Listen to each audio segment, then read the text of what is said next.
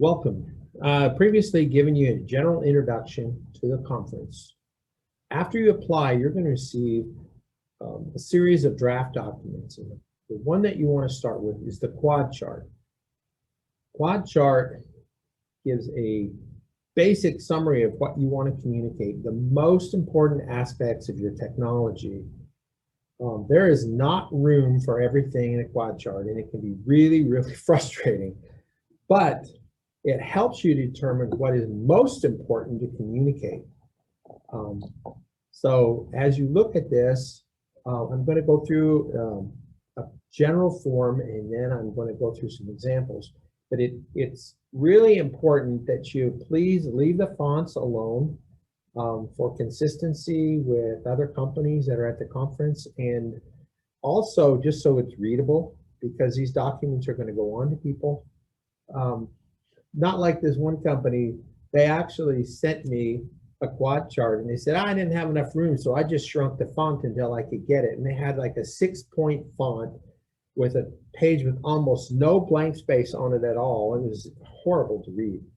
I'm going to cover the specific chart that's needed for the Tech Scouts. You know, when somebody asks you for a quad chart, the first thing you need to ask is, what information do they need? Because quad chart just means a chart that's split up into 4 parts. And they can be used for all kinds of things. So for the purposes of this conference, let's pull up a blank quad chart that's formatted for what we need in order to be ready for the conference, so that the Tech Scouts can pass this on. At the top, you're going to see a place for a logo. That's really helpful starting out. Just starts to get people's attention and helps them to distinguish your company from another company. Then beside that, you're going to have contact information. This information is going to be not just anybody in your company. This is going to be the single point of contact for your company.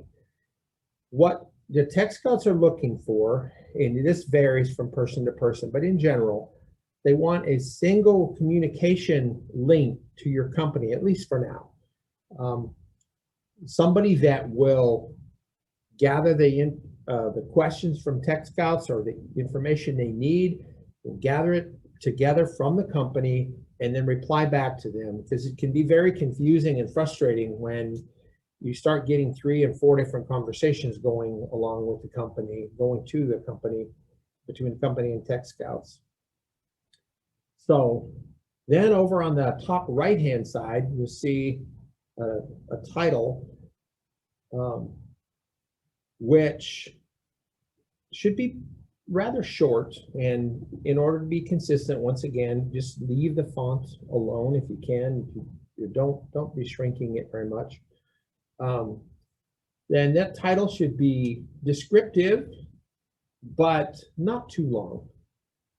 So, okay, now we're going to go over to a fictitious company called Acme. And I'm going to show you what it actually will look like. At the top of their quad chart, you're going to see their logo, their single point of contact, and then the title of their technology. So I'm going to be jumping back and forth between these 2 slides to illustrate what I'm trying to explain. So let's start with quadrant 1. Quadrant 1 actually starts out by a description of the technology, not the company, but the technology, and the most important pieces about your technology. And just as a side note, when you get your draft copies back, you're going to see sometimes there's not very much information in these fields. Sometimes there's overruns down into the text boxes in the lower fields, and it looks like a real mess. But please just bear with us. Start editing on the upper parts of the chart, and once you fill in the information up there and decide what you need to say, and you shrink what you're communicating to fit in the text box, and you'll easily see the ones down below. So just bear with it, even if it looks messy. So we start out with a one-sentence summary, one or maybe two, that gives an overview of your technology. Just the broad scope. And then a descriptive graphic can go in there if you have one. Not just any graphic, but something that really kind of shows the essence of ballpark of what you're doing. That can be really helpful. It makes your technology stand out. We've actually had Tech Scouts call us back and say, hey, I'm interested in that company that had that picture of this on there from last year's conference, and who was that? Sometimes pictures can make that much difference. So between that picture, that 1 or 2 sentence summary, and just looking at your title, the reader should be able to understand very quickly what this technology is. Then underneath that, some basic bullet points. I would start, first of all, whittle down what you think are the most unique, critical things about your technology. Why is it better than competitors?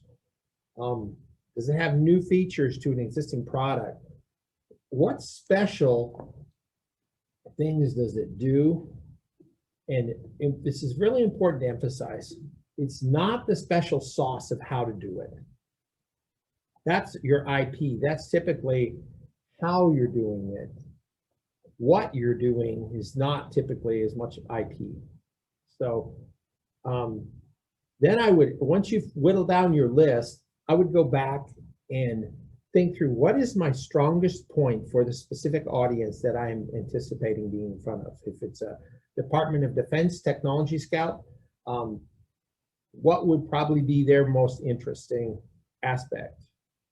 And it's important to note what you really want to communicate here is not necessarily too deep into the specifics, but in just about their applications, but in general, what are the characteristics? If you were explaining to somebody, here's the key points of what we do. So now let's flip over and we're going to look at our Acme example. So here's our 1-sentence summary. It talks about minimizing waste stream and using the byproducts off of it to generate electricity and heat. So we have a picture that looks rather descriptive of some kind of a system. We don't have a lot of detail here, and we don't necessarily need that. But, and we realize this is probably an exaggeration, but basically it's saying, hey, we can put any kind of feedstock into this thing. An important point, we don't have to worry about what kind of waste is going in there and having to sort it. We just throw it in there. And the output is non-hazardous. It renders everything that goes in there inert. It breaks it down into things that we don't need to worry about. Produces clean syngas. Depending on the waste stream, you can get different volumes of that. It's also going to produce some char that comes out the backside as well. It's a net producer of energy, so it actually uses some of the gas that's coming off of there to run that heating in the system. So it operates as a net producer of energy, and it kills pathogens and gets rid of hazardous problems, hazardous materials, just even hospital waste, which can be a big deal. So that's kind of an example of the sort of things that you want to communicate in a quadrant 1. Notice this is just generally what it does. That becomes important. I'm going to talk about that in just a little bit later. So now we move on to quadrant 2. What we want to show here under past performance of the technology in the company, mostly the past performance of the technology. Sometimes the company will feed into that, but remember the Tech Scouts are predominantly looking at this technology and whether it's relevant to them. They don't really care as much at this point about your company. It's the technology that they're evaluating. So what has it shown? What has already been demonstrated? It's not really so much about things about the company, as I mentioned, but there are relevant things about the company, maybe background of your company. Maybe you're working on a technology that the fact that you spent the last 5 years working in another area, and now you've seen how that applies to this new area, that could be really significant. Or there could be other related products. So you want to communicate the status of your technology, special features, some demonstrations. If you have some simulations about it, that's what you would want to put here. So you're backing up some of what's been done. And especially, I would say, put your strongest points forward again. I would put the technology points at the top. And then if you have room down at the bottom, go ahead and you can add a bullet point or two about the company. But the company is not really that significant at this point. So now, now we're going to move on to quadrant 3, which are the top right-hand corner. What is the relevance to the combatant command or other need? This may change, depends on which conference you're talking about here. For our Encountering Innovation conference, it would be combatant command. The tech scouts from the different combatant commands, which you can look up, and I've talked about in the previous video. They're your primary audience. There are others in the audience as well, but that would be your primary audience. There is opportunities that they have, that they share about as much as they can about their needs, and so we're targeting those areas that they have mentioned to us as needs. They talk to us as needs, and you can find charts on that. We'll talk more about that another time. For other conferences, that might be more of a specific audience. For example, space conference, this will actually relate to space relevance, different technologies that would relate to, say, for instance, some might be software for monitoring location, others might have to do with launch capabilities, others would be comm systems, communicating between satellites. Those are all space technologies, but they are, in general, different categories associated with it. So, and just remember, in quadrant 1, I want to refer back to, this was about what does your technology do? In general, I mean, in the specific uniquenesses. Now, in quadrant 3, this is an important point. What does your technology do to solve a problem for the customer that you are going to be speaking to? And again, I would go through, summarize what you think are the most important points, and then look at them and say, what are the strongest points about this? And that is a subjective call based on what you know, what you think you might know about the situation. Maybe in a situation where you're adding a new capability that is really a game changer, that's way more significant than the fact that maybe you can do it at a cost level that's, you know, less than something with a lesser technology. Their main focus is going to be the capability, and maybe secondarily the actual cost of the capability, depending on what it is. So now let's flip over and we'll go to our Acme example here. So looking back at quadrant 1, these are general categories of what we'll do. Now in quadrant 3, why would this be important, this technology? Well, it's self-contained and it's self-operating processing of waste. It is a net producer of energy. That means, and probably could flesh out more here, it does not require a lot of its own fuel or power.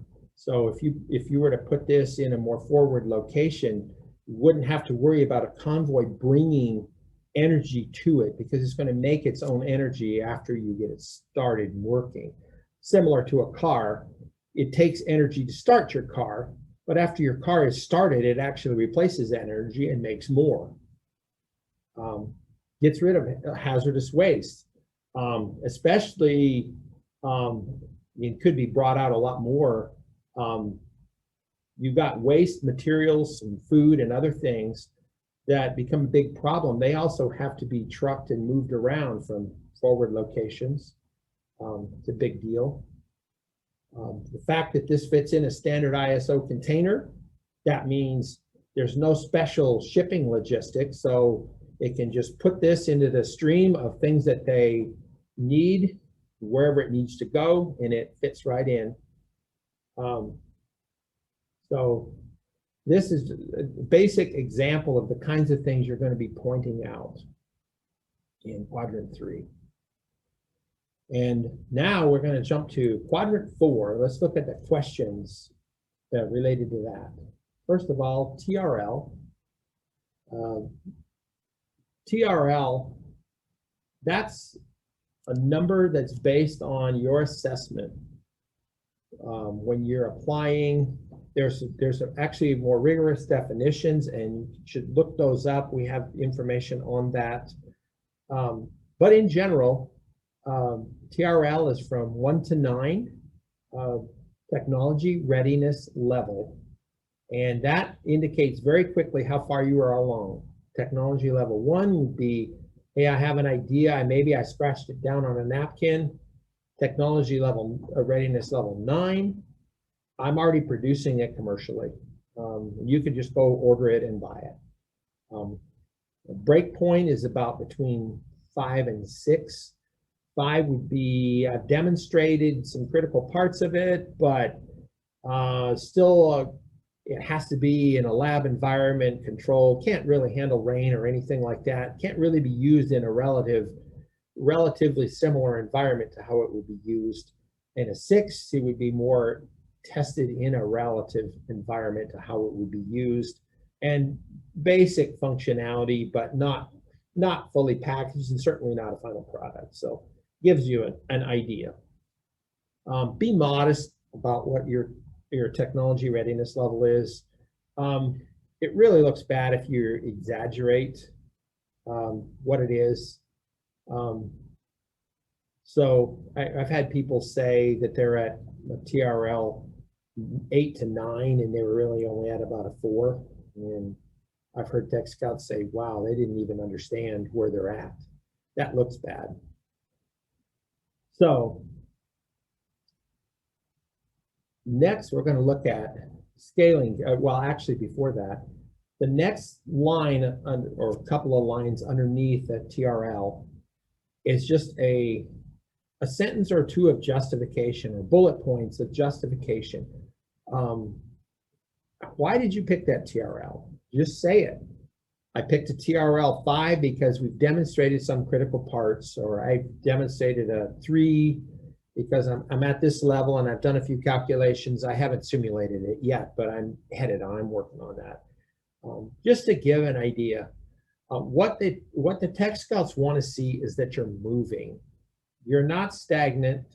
You've got stuff going on. You're in the process of making things happen. So now we're going to move into scaling considerations. Now here's a question. Just think about this in a general sense. What makes sense as far as how somebody would want to scale this? Maybe I've got a little tiny benchtop generator, but I would want to scale this to go up into an ISO container. Maybe I have something that fits in an ISO container, or wouldn't even fit in an ISO container, that they would really want to be portable, man-portable by 1 or 2 people. or smaller? Or is it, how is it going to scale? Is it going to be bigger, smaller, lighter, faster, cheaper? What's it going to do? And if you have it, you can give it at least a rough order of magnitude, you know, the cost projections here of how much you estimate it will probably cost to do that. Then we're going to talk about timeline to market, both with and without financial assistance. This does not mean that, you know, they're expecting you to develop this on nights and weekends on your own time for nothing, and you're going to duct tape it together and somehow make it work with no resources. The idea behind this is you already have a plan. What are you doing? If you did not, without financial assistance, more financial assistance, how are you going to get this to market? What's a reasonable timeline? What would it take? It would take probably maybe 2 years to finish developing this, and you can say here too a little bit about it, just, you know, briefly. Are you working on a small business innovation research grant or contract that you've submitted or that you're working on? Or we have some early investors that are planning on taking us up to a certain level. You can give just a brief idea of that. And then with financial assistance, a common question that the Tech Scouts would ask would be, how fast could we move this thing forward if you had X number of dollars or something like that? Or you say 2 years. I know an application what really needs it in less than a year. What would it take to do that? Those are the kinds of questions that you want to just pre-answer before, as much as you can, before you even present to them. So these are the kind of things that we're going to look at. And now let's flip to our example back here in our Acme example. So we got a TRL 8 in this example, and we've demonstrated on a small scale. So that's their justification. It actually has a working pilot, but it's not actually scalable necessarily to really big systems. Maybe what we would want to do is to be able to gang these together, and actually they think they can gang them together here. So their scaling consideration is that they have a container size self-operating system that, in order to add more capability, they would just put them side by side and link them together. And here's a rough idea of a cost for individual units. So without financial assistance, it's currently in production and available, low quantities, but with $1 million of investment, we could ramp this up very quickly. That gives an idea of what you have here, what you're wanted in this quadrant 4.